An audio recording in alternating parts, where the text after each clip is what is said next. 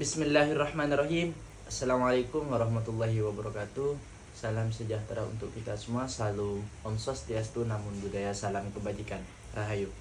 Baik, di sini saya akan menjelaskan tentang analisis, yaitu pernyataan tersebut mencerminkan pembagian tanggung jawab yang terstruktur dalam pengelolaan aset dan kewajiban negara, atau juga antara Kementerian Keuangan sebagai pengelola aset dan kewajiban negara secara nasional dan kementerian atau lembaga, atau juga bisa disebut dengan LK, sebagai pelaksanaan fungsi pemerintah sesuai tugasnya.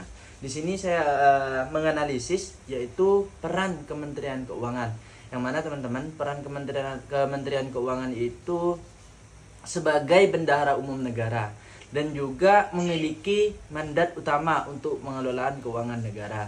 Di sini aset negara atau barang milik negara, atau juga bisa disebut BMN, dan kewajiban negara. Di situ termasuk utang kewajiban negara lainnya.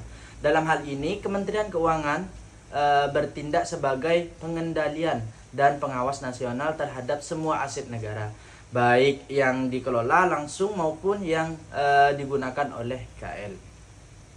Dan juga peran Kementerian Negara di sini, atau juga bisa disebut dengan KL. KL diberi kewenangan untuk menjalankan tugas dan fungsi pemerintahan berdasarkan mandat undang-undang atau peraturan lainnya dalam kaitannya dengan pengelolaan aset, atau juga bisa disebut KL bertanggung jawab atas penggunaan dan pemeliharaan aset negara, atau juga bisa disebut BMN.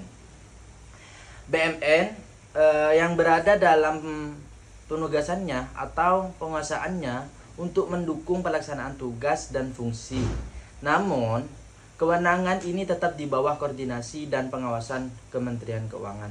Hubungan Kementerian Keuangan dengan KL. Di sini antara Kementerian Keuangan dengan KL itu sangat berkaitan, teman-teman.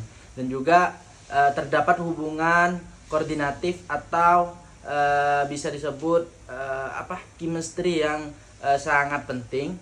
Di situ di antara lainnya Kementerian Keuangan dan KL, di mana KL bertanggung jawab atas pengelolaan aset secara operasional, sedangkan fungsi pengawasan di situ audit dan evaluasi untuk memastikan aset negara dikelola sesuai dengan peraturan perundang-undangan.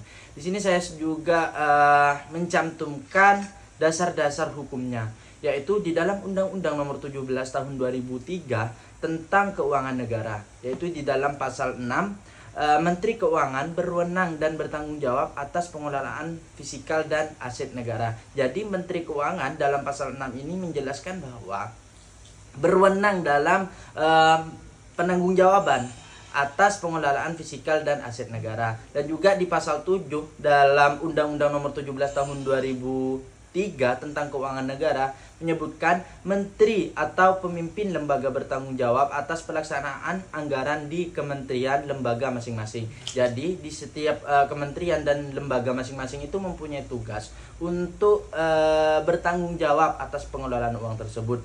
Di dalam pasal tersebut sudah dijelaskan dengan jelas ya, teman-teman. Dilanjut dengan dasar hukum. Di dalam Undang-Undang Nomor 1 Tahun 2004 tentang pembendaharaan negara, di dalam pasal 45 pengelolaan teman-teman, di sini dijelaskan pasal 45 pengelolaan lembaga negara atau pengelolaan barang milik negara dilakukan oleh pengguna barang, atau juga disebut dengan KL, di bawah penguasaan pengelola barang Kementerian Keuangan. Dan juga di dalam pasal 48 Menteri Keuangan sebagai pengelola barang bertanggung jawab atas pengelolaan BMN secara nasional. Jadi secara nasional bukan dalam artian universal internasional ya teman-teman, akan tetapi di dalam negara atau juga disebut dengan nasional. Dilanjut dengan dasar hukumnya, teman-teman.